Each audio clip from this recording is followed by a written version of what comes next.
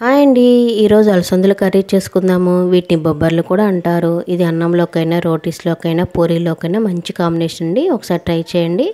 ముందుగా నైట్ అంతా నానబెట్టుకున్న బొబ్బర్లను బాగా కడిగి కుక్కర్లో వేసుకొని కొంచెం ఉప్పు, పసుపు, బిర్యానీ ఆకు వేసుకొని 4-5 విజిల్ వచ్చాక స్టవ్ ఆఫ్ చేసుకొని పక్కన పెట్టుకోవాలి.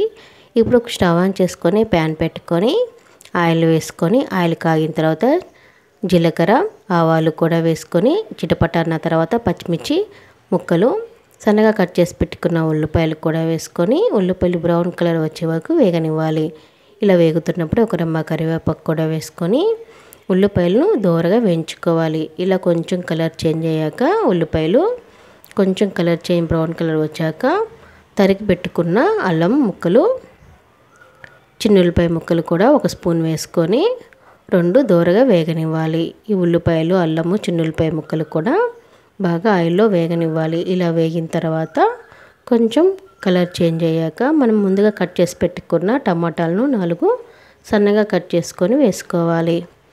ఇలాగా టమాటాలను కూడా 1 నిమిషం బాగా కలుపుకొని 1.5 స్పూన్ ఉప్పు, 1/2 స్పూన్ పసుపు కూడా వేసుకొని ఉప్పు పసుపు బాగా కలిసే వరకు 1 నిమిషం బాగా కలుపుకొని మూత పెట్టుకొని టమాటా ముక్కలు మెత్తపడే వరకు ఉడికించుకోవాలి. మధ్య మధ్యలో మూత తీస్తూ ఒకసారి బాగా కలుపుకుంటూ మూత పెట్టుకుంటూ టమాటా ముక్కలు మెత్తబడిన తర్వాత ఇలా ఒకసారి టమాటా ముక్కలు మెత్తబడిందో లేదో చూసుకొని 1 స్పూన్ కారం వేసుకోవాలి.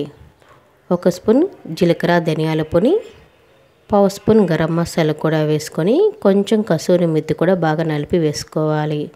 ఇప్పుడు ఈ మసాలా అంతా ఆయిల్లో వేగనివ్వాలి. ఇలాగ ఒక 2 నిమిషాలు బాగా కలుపుకొని మసాలా అంతా బాగా వేగి ఆయిల్ పైకి వస్తుంది. ఇప్పుడు ఇలా పైకి వచ్చాక ఒకసారి బాగా కలుపుకొని మనం ముందుగా ఉడికించుకున్న అలసందలను మొత్తం వేసుకోవాలి. వాటర్ సహా వేసుకోవాలి. ఇలా వేసుకొని 1 నిమిషం బాగా కలుపుకొని మసాలా అంతా బాగా పట్టే వరకు 2 నిమిషాలు బాగా కలుపుకొని మూత పెట్టుకొని 2 నిమిషాలు మగ్గించుకోవాలి. ఇలా మగ్గిన తర్వాత 1 గ్లాస్ వాటర్ కూడా పోసుకొని ఒకసారి బాగా కలుపుకొని మూత పెట్టుకొని ఒక 10 నిమిషాలు ఉడికించుకోవాలి. అప్పుడు అలసందలకు మసాలా అన్నీ పడతాయి. మధ్య మధ్యలో మూత తీసుకుంటూ ఒకసారి బాగా కలుపుకుంటూ